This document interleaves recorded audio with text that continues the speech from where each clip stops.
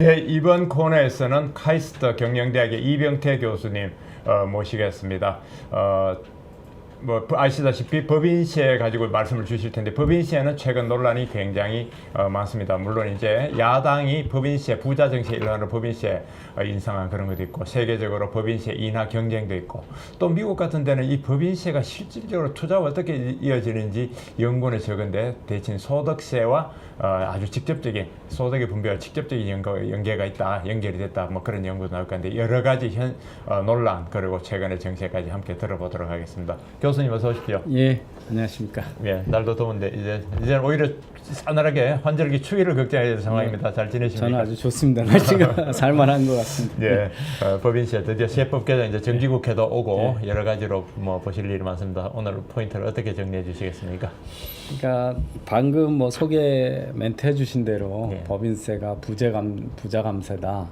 이런 정치적인 구호가 난무하고 있는데 그 법인세를 올리면 무슨 일이 일어나는지 또 다른 나라들은 왜 그런 법인세를 낮추고 있는지 좀 실증적으로 한번 들여다보고자 합니다.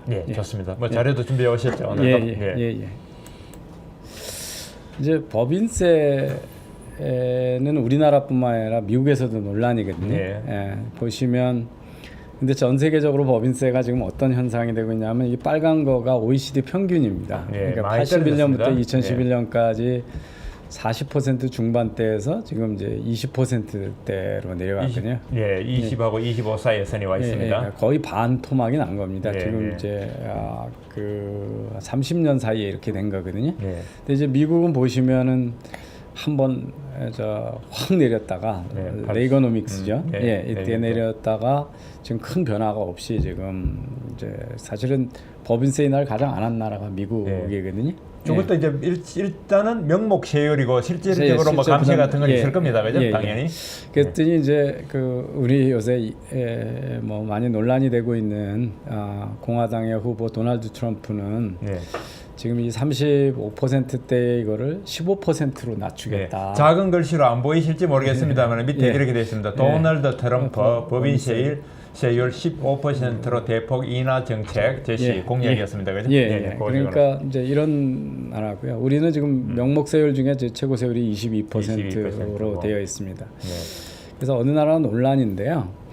한번 세계적인 추세로 보면 아까 그 우리나라가 지금 이제 최고 세율이 22%니까 명목세율로 보면 OECD 평균 정도에 해당이 됩니다. 그렇습니다. 근데 이제 여기서 주목해서 봐야 될 게 이제 미국이 뭐 30% 높고요. 그런데 이 우리보다 복지가 잘 돼 있고 경제가 잘 되고 있다고 하는 독일, 캐나다, 아일랜드 이런 데가 우리보다 법인세가 훨씬 낮습니다. 그러네요. 독일은 15.8, 캐나다는 15.0, 아일랜드는 12.5 이렇게 지금 나와 있습니다. 그래서 보시면 그 의외로 우리 진보 진영에서 많이 얘기하는 맨날 보고 배워라 그러는 유럽이 의외로 그 프랑스나 이렇게 한두 나라를 빼고는 사실은 우리보다 낮습니다, 세율이. 그리고 이제 변화를 한번 보시면 되는데 이쪽 자료는 2012년 자료입니다. 2012년. 이쪽 자료는 2016년 자료고요. 그러니까 2012년에 우리 이제 실효세율이라 그래서 명목세율이 있고 거기다 뭐 이것저것 감세해주고 나면 실제 감면제도가 다양하니까요. 여기 보시면은 여기 캐나다가 2012년만 해도 24.3%였거든요. 그게 이제 15%로 내려간 겁니다. 많이 내려갔습니다. 그래서 영국도 이제 25%에서 20% 내려가고. 그래서 그 미국도 명목세율은 뭐 35%지만 여기도 감세가 많아서 다양한 제도로 실제 세율은 우리나라 명목세율하고 큰 차이가 없습니다. 큰 차이가 없군요. 그래서 우리가 법인세가 높다 이런 거는 이게 이제 다른 나라가 비교해서 그렇지 않다라는 걸 알 수가 있고 다른 나라가 많이 내리고 있다라는 걸 알 수가 있습니다. 근데 이제 이거 가지고 부자 감세 논란을 하는데요. 특히 이제 더불어민주당이 그렇게 말해서 예, 이번에 예. 3%포인트 올리자고 그랬죠. 21을 25로. 근데 이제 뭐 이번에 임기가 끝나는 김종인 대표는 네. 경제 민주화하는 상당히 그런 쪽에 주장을 하시면서도 이번에 강의하는데 한 가지는 저하고 생각이 같은 건데 네.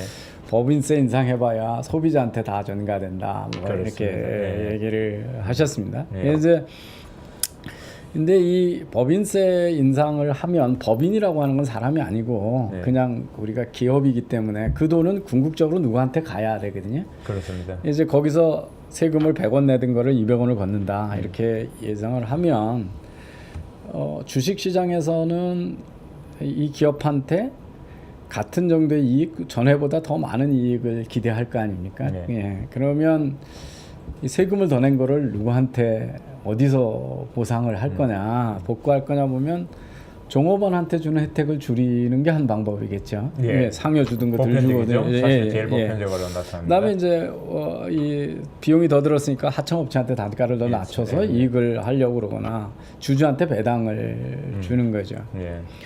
줄이는 거죠. 예. 예. 그러면 이제 이거 외에도 뭐 간접 효과들이 많이 있겠죠. 근데 어쨌든 결국은 어떤 그 이해관계가 있는 기업에 이해관계 있는 사람들한테 비용이 사실 전가된다고 보시면 되죠. 예.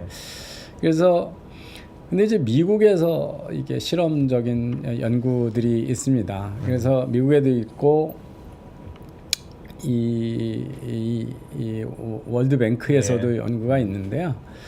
법인세를 1% 인상하면 국민 실질 소득이 얼마나 감소되냐 봤더니 미국에서 0.5%가 줍니다. 상관관계 상당히 큽니다. 큽니다. 예, 그러니까 근데 이게 이제 35%에서 1% 올리는 거 하고 우리나라에서 만약에 22%에서 1% 올린다 그러면 그러니까 매출의 이제 이익의 1%인데 그 35% 1%하고 22%일 때 1% 올리는 거는 저 영향이 훨씬 크겠죠. 예.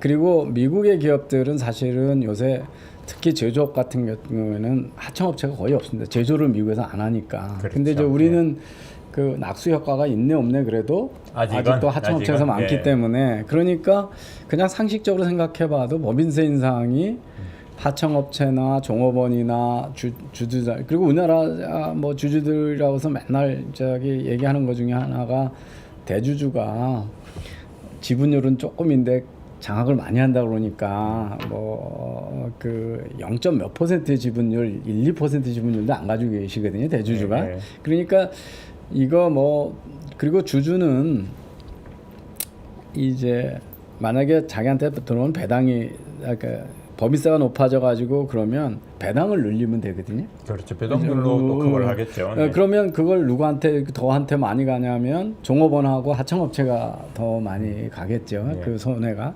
그래서 이 미국과 같은 상관관계가 있다 그러면 지금 현재 우리나라 환경으로 보면 실질적으로 국민 실질소득의 감소폭이 더 클 거라고 예상이 가능합니다. 그러니까 미국보다도요.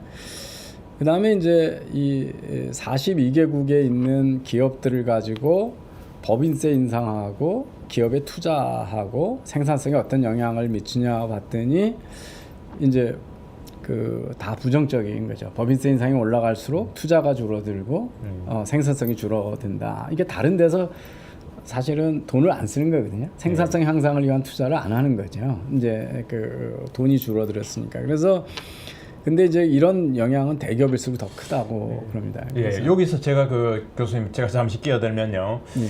지금 저렇게 월드뱅크 세계은행에서 연구 결과가 법인세 인상한 투자와 생산성에 부정적 영향을 준다는 이런 게 있는데도 제가 최근에 만났던 몇 분의 복수입니다. 그 세금 연구하는 학자들, 소장 학자들 아마도 조금 좌편향된 학자들 아닌가 저는 그렇게도 봅니다만 이분들 이런 얘기를 해요. 법인세 인상과 투자가 관계가 없다는 얘기를 자꾸 주장하면서 그런 연구가 없다고 자꾸 그러시더라고요. 예, 그런데 그 대목에서 제가 말하는 거 여기 분명히 이런 연구도 있고 그런 분들한테 제가 그 묻고 싶은 게 그렇다면 법인세 변화, 법인세 인상이 제일 위에 교수님 쓰신 대로 종업원과 그 종사자의 임금 소득에 미치는 영향은 왜 안 보느냐? 그건 굉장히 연구가 많잖아요. 직접 그냥. 그럼 좀 편향된 생각을 가진 건데 그래서 인상해야 된다. 상관없다. 아니 그리고 저런 건 뭐 쉽게 그냥 구글만 뒤져봐도 저런 연구 많이 있습니다. 그러니까 투자하고 생산성이 있습니다. 실증적 연구가 있습니다. 그래서 이게 법인세 인상을 그다음에 이제 하나는 이제 악영향을 끼치는 거에 대해서 여기 드린 거고요. 그러면 이제 또 두 번째 질문을 던지셨어요. 법인세 인상을 하면 세수가 증대되냐? 이 질문이 더 심각한 질문입니다. 이제 제가 이제 정답은 아니라는 겁니다. 왜냐하면 이게 지금 전 세계적으로 다 보면 저희 개인 소득세율이 뭐 에 비해서 법인세율은 훨씬 낮지 않습니까? 그렇죠. 그리고 금융소득에 대한 자본소득에 대한 세율은 거의 없다시피 하거든요. 이게 아주 비대칭적입니다. 누구도 이게 공평하다고 생각 안 할 수도 있는데 왜 노동을 해서 한 근로소득에는 세금을 많이 걷고 부자가 증권에다 투자해가지고 남은 이익에 대해서는 세금을 거의 안 걷냐. 그런데 우리가 맨날 보고 바라보려고 하는 북구 유럽도 똑같단 말입니다. 근데 이제 그 이유는 사실은 많이 걷고 싶지가 않아서가 아니라 세율을 높이면 세금을 아예 못 걷기 때문에 도망가 버려. 아무도 안 나올 겁니다. 소위 해외의 이전 가능성 때문에 그런 거거든요. 개인만이 남아. 그래서 보면 개인 소득은 잘 이전을 못하지만 법인은 쉽게 이동하고 글로벌 금융화돼 있는 상태에서는 이거 자본소득은 그냥 순식간에 되거든요. 그래서 이제 이렇게 비대칭적으로 돼 있는 건데 이걸 가지고 자꾸 부자 감세 논란을 하는 게 이제 글로벌 경제 환경을 무시하고 있는, 부인하고 있는 거죠. 또 이런 자본의 이동 아니더라도 법인세 같은 경우를 올리면 일시적으로 단기적으로 잠시는 늘어날지 모르겠습니다. 그러나 그게 과연 중장기로 갈는지 역시. 그 이제 안 늘어난다는 걸 제가 좀 보여드리려고 합니다. 이게 미국의 굴지의 기업들이 이 텍스 헤븐 조셉 피난처에 현금을 얼마나 갖고 있냐 하는 자료입니다. 그러니까 우리가 맨날 성공한 기업으로 얘기하는 애플이 한 200조 원을 미국으로 이전하지 않고 지금 이 조셉 피난처에다 두고 있습니다. 그래서 그런 지금 1,800억 달러로 나온 거죠. 이게 1,811억 달러. 그러니까 우리 돈으로 하면 한 200조 됩니다. 200조 원. 마이크로소프트가 한 110조, 120조 정도 됩니다. 그리고 뭐 IBM, 시스코, 뭐 구글, 그러니까 우리가 퀄컴, 성공적인 회사라고 하는데, 그러니까 뭐 시스코 같으면 이런 거를 해외에다 놓고 돈을 안 가져오기에 이 조셉 피난처에 있는 그 페이퍼 컴퍼니들이요. 이게 59개 회사를 갖고 있습니다. 그런 식으로. 이게 이제 기업들은 수단이 많다는 거거든요. 그러니까 전 세계의 법인을 다 가지고 있으니까 만약에 우리나라에서 법인세를 많이 내면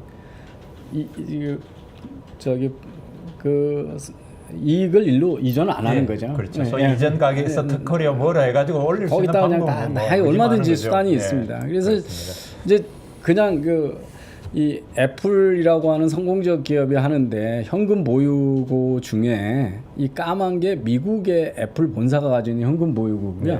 이게 해외 법인이 가지고 있는 지금 10%도 안 되네요? 안 됩니다. 그러니까 이게 아까 이제 애플이 해외에 가지고 있는 게 한 110조 정도 된다고 그랬는데 전체 현금 보유고가 한 240조 뭐 이렇게 될 텐데요. 그 중에 반을 조셉 피난처에다 두고 있고 나머지 대부분도 해외에다 두고 이전을 안 하는 거예요. 이익을. 근데 그 이유가 뭐냐면 미국의 법인세가 높기 때문에 그렇거든요. 그래서 기업들은 이만큼 우리가 법인세를 높이면 그러니까 김종인 전 대표가 뭐라고 말씀하시냐면 우리가 대기업에 대해서 경제 민주화를 막 해도 한국 못 떠난다고 그러거든요. 못 떠나죠. 삼성전자가 뭐 헤드쿼터를 외국에 옮기고 현대자동차 못합니다. 그런데 명목상의 회사는 여기 있지만 껍데기만 있지만 이 이익이나 사업 자체를 해외에다 많이 분산하는 건 얼마든지 할 수가 있고 지금도 하고 있거든요. 그래서 그 못 떠난다는 게 뭐 우리로 얘기하면 그냥 등기부상에 어디다가 헤드쿼터가 있느냐 그러면 대표적인 이제 얘가 네슬레 같은 게 스위스 회사 아닙니까? 스위스죠. 예. 예, 분뇨 만들고. 근데 그런 회사들이 성공적인 기업인데 매출의 한 98%가 해외에서 일어나고 고용의 7, 8%도 해외에서 일어나고 자산의 한 90 몇 %도 해외에다 가지고 있거든요. 다국적 기업 중에 그런 다 게 많습니다. 네. 예. 그래서 그 기업들은 충분히 이런 글로벌 환경에 노출돼 있기 때문에 법인세를 인상한다는 게 결국 세금도 못 올리고 부정적인 효과만 내는 가 있으니까 다른 나라가 다 인하를 한다 이렇게 보시면 되거든요. 근데 이제 법인세만이 기업이 내는 세금은 아닌데 이제 법인세 말고 우리가 소위 이제 고용세라고 그 종업원을 쓰기 때문에 내는 또 내야 되는 간접 비용이 있지 않습니까? 얼마 전에 이제 우리나라 근로자 1인당 고용 비용이 월 467만 원이다. 그러니까 급여 뭐 이런 직접 비용이 한 378만 원 되고 100만 원이 간접 비용이다. 그 중에 법정으로 강제해서 내야 되는 돈이 한 31만 원 되거든요. 네. 소위 4대 보험하고. 예. 그래서 이제 이런 비중이 우리나라가 이런 걸 이제 강제화하는데, 그러니까 건강보험료도 내고, 그 다음에 이제 여기 간접 비용이라고 되지만 여기서도 퇴직 뭐 연금 이런 것도 반은 이제 기업 보고 부담을 시키잖아요. 그렇습니다. 예. 근데 이제 이게 강제화하고 이런 것들이 과연 좋은 건가를 한번 좀 이것도 세금이거든요. 기업의 입장에서 보면. 그렇죠. 예. 이게 미국 같은 데가 이제 강제화가 안 돼 있습니다. 대부분이. 강제화돼 있는 부분이 메디케이드, 메이데이드 뭐 그런 게 있고요. 이 우리가 지금 우리나라에선 강제화돼 있는 연금이나 건강보험 이런 거는 능력 있는 회사들은 해주고. 그러니까 좋은 직장으로 분류도 되고 인기도 조그만 많고. 회사들은 의무 부담이 없으니까 못 해주고 이러거든요. 그러니까 조그만 회사들도 좋은 인력, 그러니까 빨리 커가지고 능력이 되면 좋은 인재 하려면 점점 이제 이런 지원을 늘려주는 이렇게 자발적인 시장 기능으로 해놨는데 그래도 결과는 뭐냐면 우리보다 그 비중이 더 큽니다. 그러니까 시장이 이게 법으로 강제화해서 커진 게 아니라 순수 경쟁하게 좋은 인재를 좋은 인재를 뽑기 위해서 하는 거죠. 근데 이게 바람직합니다. 바람직하죠. 왜냐하면 능력이 없는 회사들은 우리 같으면 자꾸 정규직을 안 뽑으려고 그러거든요. 이 간접 비용이니까요. 그러니까 이게 400만 원 주는 거 중에 적어도 한 40만 원은 무조건 줘야 돼. 정부한테 내야 되니까. 그런데 그게 없다 그러면 훨씬 많은 정규직을 뽑겠죠. 그래서 기업이 커지고 돈을 벌면 그때부터 이제 좋은 인재를 뽑기 위해서 늘려가겠죠. 그래서 우리가 이런 거 외에도 준조세에 전하거나 아니면 기업한테 뭐 종업원 고용했는데 연말정산 시켜라. 3개월마다 한 번씩 부가세 정산을 해라. 이런 것들을 다 기업한테 전가하는데 다른 나라는 안 하거든요. 그래서 이제 그런 것도 다 세금의 일종이라는 걸 좀 생각해 보실 수가 있고요. 그렇군요. 이제 좀 우려스러운 게 이런 겁니다. 이게 요 표는 표 좀 설명해 주시죠. 먼저 유닛 레이버 코스트. 이제 그 1인 고용하는 비용인데요. 고용 이거를 비용. 그 고용 비용을 그 우리 구매력 지수 이 퍼체싱 패러티 그거로 우리 이제 명목소득하고 실제 구매력하고 해가지고 조정한 건데요. 지금 우리나라가 지금 어떤 거냐면 아까 뭐 급여를 많이 주면 좋은데요.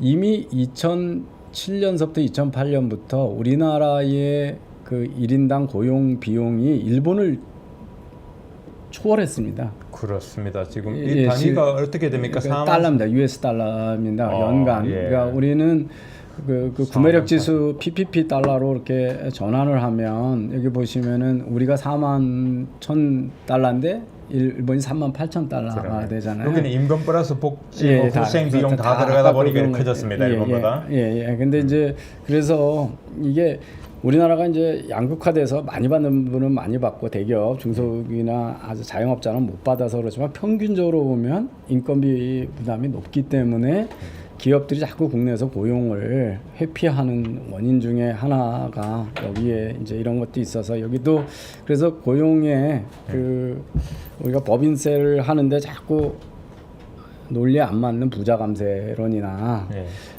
또는 이 글로벌화 환경을 무시한 그러니까 그렇습니다. 이제 악영향만 끼치고 세수는 안 늘어날 수 있는 기업들한테 자꾸 고용과 이익을 해외에다 이전시키게 만드는 그런 우매한 정책은 좀 네. 도입이 안 됐으면 합니다. 예. 맞습니다. 포퓰리즘 정책을 유지하려야 되니까 재원이 더 필요하고 우선 돈 걷는 것만 봤지 그 다음 단계를 못 봤다 그런 얘기도 있고 그렇습니다. 교수님 말씀을 들으니까 또 그 래프의 곡선이 생각나는군요. 래프의 곡선 이렇게 내가 세율을 올리면 당장은 어떤 세금이든 세금을 더 많이 걷는 것 같지만 올릴수록 제로가 돼버리는 그게 이미 검증된 그런 이론도 있는데 법인세 이 교수님 설명 들어봤습니다. 그런데 이제 이번 정기국회의 쟁점 중에서 또 법인세 부분이 야당이 어쨌든 그 3%포인트 올리는 거를 25로 해놔서 좀 논란 내지는 한바탕 또 하긴 할 것 같습니다. 여당은 제대로 논리를 대응하는지 참 그것도 걱정입니다. 예, 그래서 좀